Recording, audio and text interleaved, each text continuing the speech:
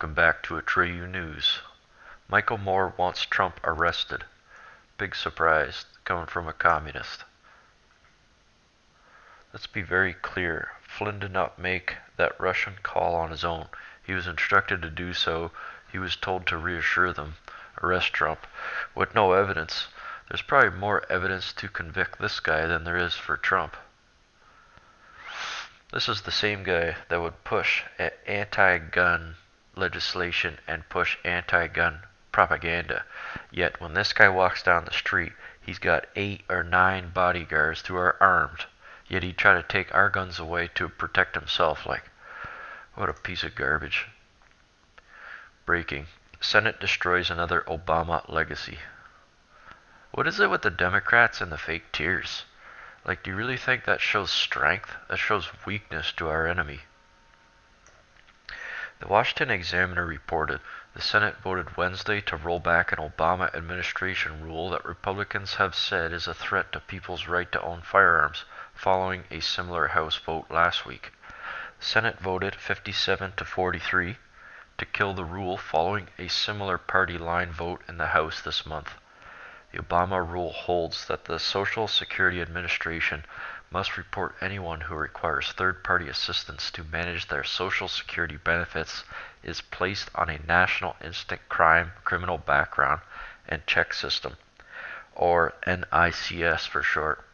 Placement on that list prevents them from buying a gun. Our right to bear arms is what separates us from the world. If you cannot bear arms, the only people that have guns are the criminals, and they prey upon the people with no guns. Typically, the law-abiding citizens who don't own guns are the victims of people who have guns illegally. That's what people never understand. It might sound strange to some, but more guns equals less crime on a grand scale of things. The ability to stop evil in its tracks is basically priceless compared to calling the cops and waiting for the cops to arrive. If you have the ability to stop evil in its tracks, you have the responsibility to do so. And some people do and some people don't. But I'll always be on the side of owning guns to protect yourself. This is happening now. Watch President of the United States greet Prime Minister Netanyahu and his wife Sarah as they arrive at the White House.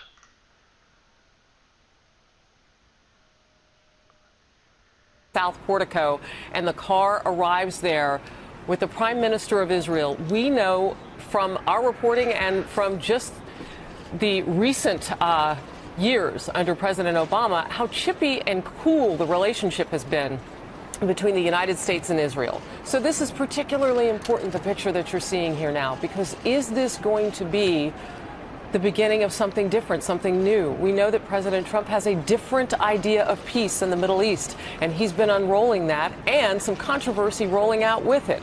But right now we watch him greet the leader of Israel, and we're expected, from what White House officials have been telling us today, for it to be a warm and positive meeting today. Much of it will be private, but what you see here, the world can watch together. I don't know that there's any audio that we would be able to discern. I can lower my voice for just a couple of seconds and see if that's possible. All right. The microphones are not quite close enough for us to hear what they are saying, but clearly this is an important picture to take in. I'm going to bring it out to the couch here on Outnumbered, and we'll do all of the official hellos and introductions a little bit later in the show.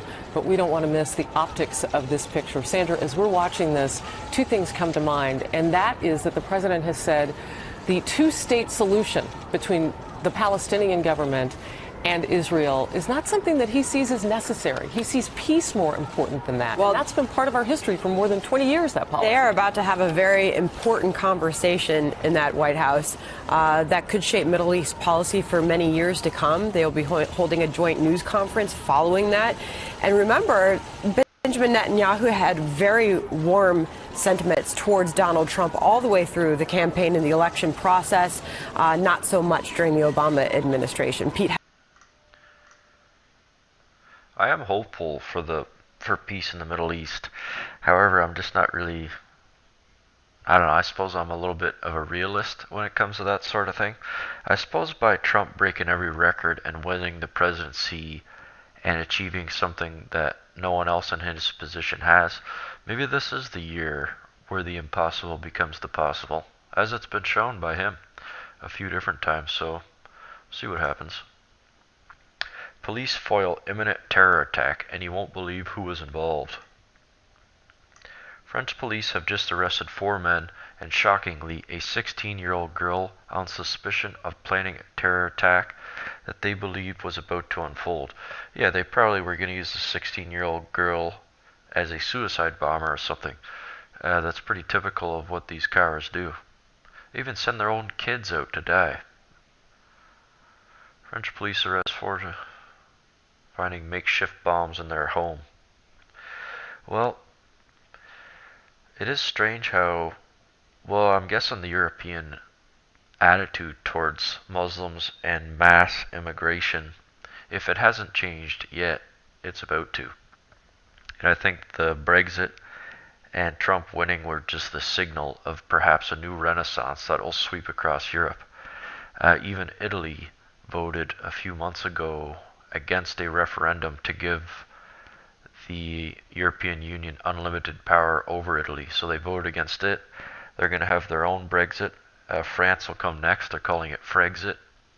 Marine Le Pen, which is the Nationals Front party leader, from what I understand, is leading in the polls, the national polls.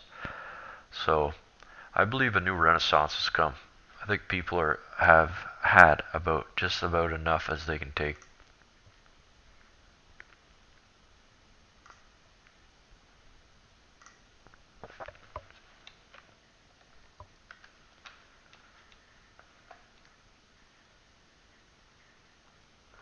Just bear with me here.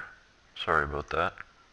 Terror plot stopped by Paris police. 4 people are under arrest, including a 16-year-old girl.